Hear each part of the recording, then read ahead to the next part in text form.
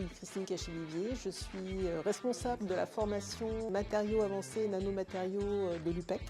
Donc c'est une formation qui s'intéresse aux matériaux métalliques en général, mais aussi aux matériaux de construction, donc complètement dans le thème du hackathon. Jean-Baptiste Freyss, je suis responsable scientifique et industriel chez Fine Climate. On accompagne dans le passage à l'échelle des startups Green Tech industrielles.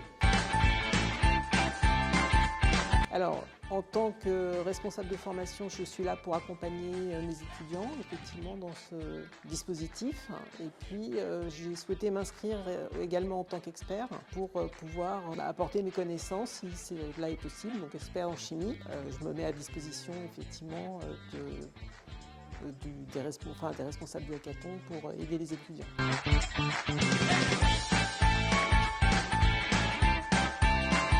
Aujourd'hui, je le vois auprès des étudiants, il y a certaines questions qui, moi, font partie de mon quotidien dans les startups Green Tech, etc. Et on voit qu'il y a besoin de sensibiliser davantage, de faire comprendre les enjeux planétaires pour les nouvelles générations. La sensibilisation en fait, est ultra importante, on le voit par rapport à des enjeux parfois un peu pointus, mais surtout les hackathons, c'est toujours l'opportunité d'avoir de la créativité et de pousser à adresser des sujets aussi divers que la peinture.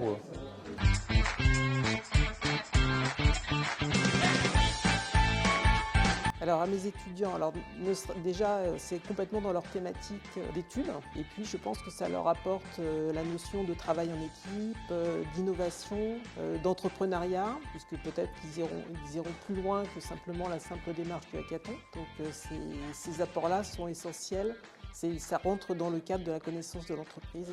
Ce sera un plus pour eux en fait.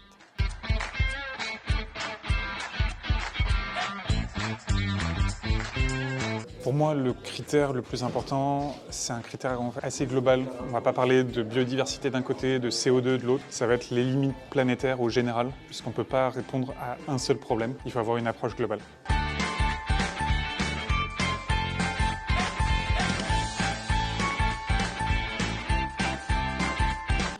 C'est une thématique très importante puisque la production de béton est une industrie très polluante. Donc si on peut parvenir à recycler les matériaux, c'est vraiment un plus pour l'environnement et pour l'économie du coup, puisqu'il y aura une économie de matière également.